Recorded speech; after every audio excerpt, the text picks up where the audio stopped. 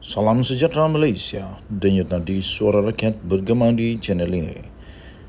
Jangan lupa tekan butang subscribe, like dan share. Malaysia kita punya, cintai Malaysiaku, kita jaga kita.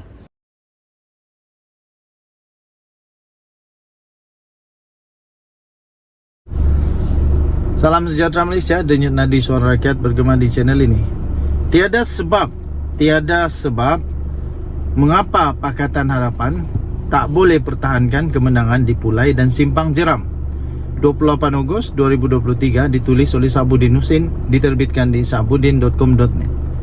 PRK Parlimen Pulai dan juga Dun Simpang Jeram pada 9 September ini amat dah menjadi idaman bagi Perikatan Nasional atas matlamat yang berbeza.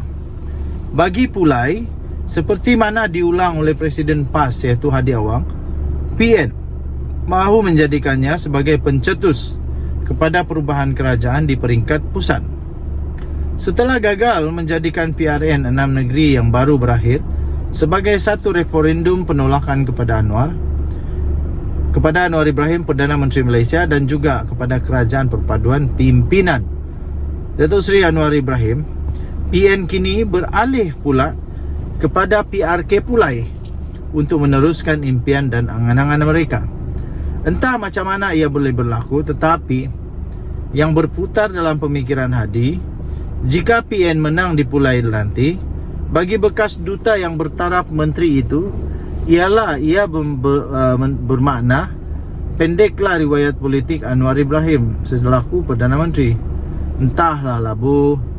Untuk Dun Simpang Jeram, PN khususnya PAS begitu gairah untuk memperolehi kemenangan pada 9 September nanti ini, kerana ingin menjadikannya sebagai pintu masuk untuk gelombang hijau menembusi negeri Johor.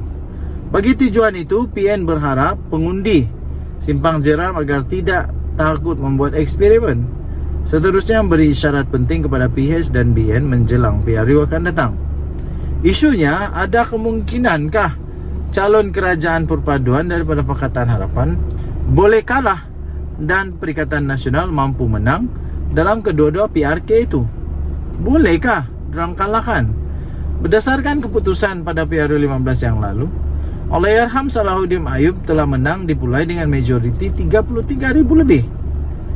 Beliau memperolehi 64,900 undi berbanding lawannya Nur Jazlan Mohamed daripada BN yang hanya memperolehi 31,726 undi, dan calon PN iaitu Loh Kah Yong yang memperolehi undi sebanyak 14,432 undi saja. Komposisi pengundi Pulai pula ialah Melayu 44.2%, China 40.5% dan India 12.3%. Dengan majoriti besar itu, di samping PH dan BN kini sudah pun menjadi satu pasukan dalam kerajaan perpaduan, calon PH Suhaizan Kayat dilihat tidak mendapatkan masalah untuk mengekalkan kemenangan di Pulai. Jika dicampur undi PH dan BN, bahkan sekiranya ditolak 20% daripadanya pun, yang mungkin tidak keluar mengundi atas berbagai sebab, kemenangan masih lagi selesa untuk diperolehi. Faktor lain ialah kedudukan pengundi bukan Melayu iaitu China dan India yang agak besar di Pulai. Ia juga pasti memberi kelebihan kepada PH berbanding PN yang di dalamnya ada PAS dan gelombang hijaunya.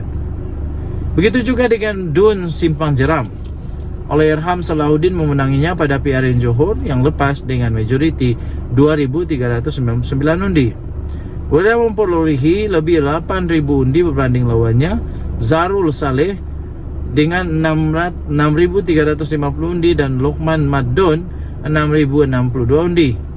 Komposisi untuk mengikut kaum di Simpang Jeram ialah Melayu 15.9%, China 44.5% dan India 2.5%. Denyut nadi suara rakyat bergema di channel ini. Saya bacakan perenggan terakhir.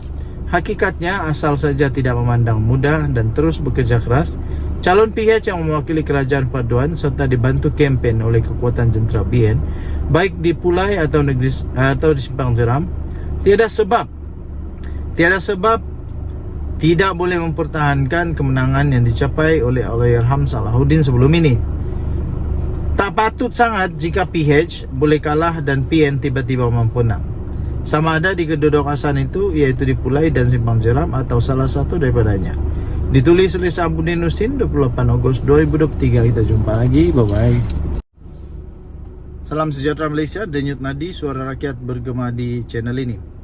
Ada satu artikel yang telah dikeluarkan melalui sahbudin.com.net yang cukup panas. Tak rasa malu kah Mahyadin? Tak rasa malu kah Mahyadin bila menantunya kini menjadi buruan Interpol? Macam mana nak jadi PM semula? Aduh, susah nih. Manusia-manusia lain telah menyeret, mengheret, menarik keboleh jadian dia sebagai Perdana Menteri semula. Sekarang tak rasa malu kah Mahyadin bila menantunya sendiri kini buruan Interpol? Macam mana nak jadi PM semula kalau begini? Itu tajuk daripada sabudin.com.net. Menantu Mahyadin Mak Yassin yang kini sah telah diletakkan dalam notis merah Interpol atau dikenali sebagai polis antarabangsa untuk ditangkap dan dibawa balik ke Malaysia. Ini bermakna Muhammad Adlan Berhan sekarang adalah orang buruan pihak berkuasa di peringkat antarabangsa dan dicari di seluruh dunia.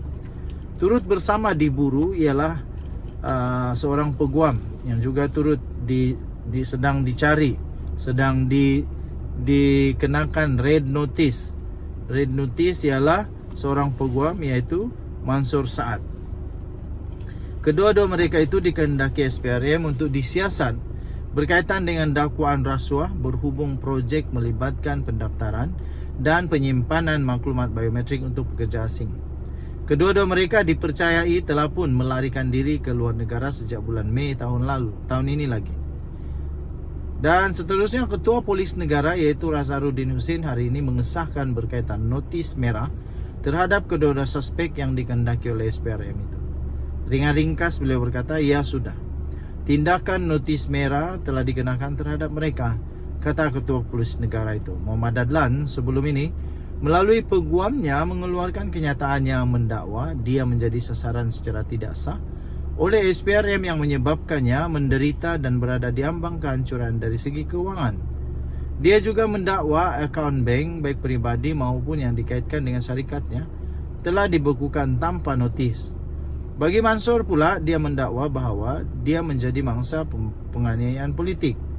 Dengan disenaraikan dalam notis merah Interpol ini, tak rasa malu kah Mahyadin dengan apa yang sedang berlaku dan diperbuatkan secara ramai-ramai ini? Di mata umum, gambaran yang terpampang dan sedang diperkatakan ramai ialah menantu seorang bekas Perdana Menteri sedang diburu dan kini diletakkan dalam notis merah Interpol berikutan enggan menyerah diri. Di mana rasa tanggungjawab Mahyadin sebagai pemimpin dan bekas Perdana Menteri? Jika tidak boleh meminta menantunya untuk menyerahkan diri, beliau tentunya boleh meminta anak perempuannya sendiri, iaitu isteri kepada menantunya ini, iaitu isteri kepada Muhammad Adlan ini, untuk memujuk suaminya agar dapat segera kembali dan menyerahkan diri kepada SPRM daripada terus berlarutan lagi susah. Lagipun berapa lama lagi mahu melarikan diri dan bersembunyi? Kenapa Mahyadin pula tidak melakukannya? Terpenting sekali macam mana nak jadi Perdana Menteri. Macam mana nak jadi Perdana Menteri semula jika perkara penting seperti ini pun, iaitu memastikan menantu sendiri patuh kepada undang-undang pun gagal untuk dilakukan. Ditulis di Sabudin Husin oleh Sabudin Husin 25 Ogos 2023, diterbitkan di sabudin.com.net. Kita jumpa lagi. Salam sejahtera Malaysia. Denyut nadi suara rakyat bergema di channel ini. Bye-bye.